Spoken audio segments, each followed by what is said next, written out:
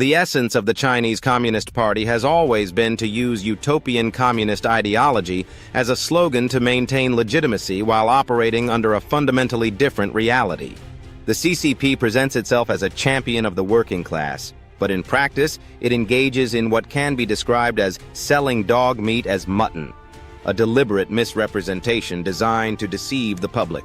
Promises of equality and collective prosperity serve as ideological cover for a system that fails to eradicate class divisions. Historically, the CCP's early leadership gained power by mobilizing mass support through revolutionary struggle, portraying themselves as defenders of the proletariat against the exploitation of elites. However, once in power, the first generation of Politburo members quickly consolidated control over the state and economy, establishing themselves as a new ruling class. Over time, these leaders, originally driven by ideological commitment and hardship, transformed into an entrenched political elite, more concerned with preserving their own privileges than with fulfilling their promises of social equality. Despite its rhetoric of anti-elitism, the CCP has fostered a hereditary political aristocracy, mirroring the very systems of privilege.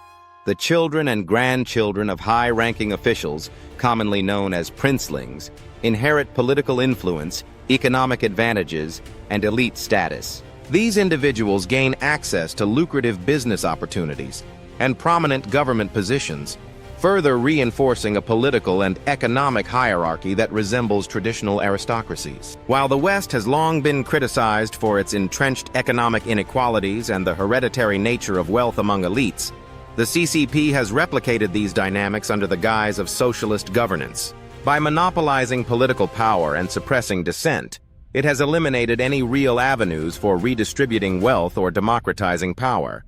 Instead of eradicating privilege, the party has simply rebranded it, replacing old capitalist elites with a new ruling class that operates behind the facade of communist ideology.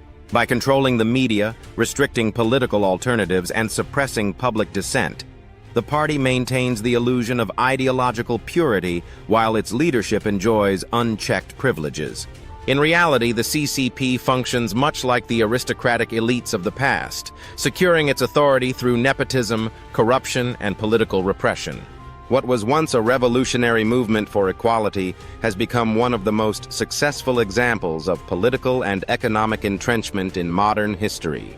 In the absence of genuine democratic accountability, all ruling elites, regardless of ideology, of socialism, communism, or capitalism, whether in the East or the West, tend to consolidate power for themselves.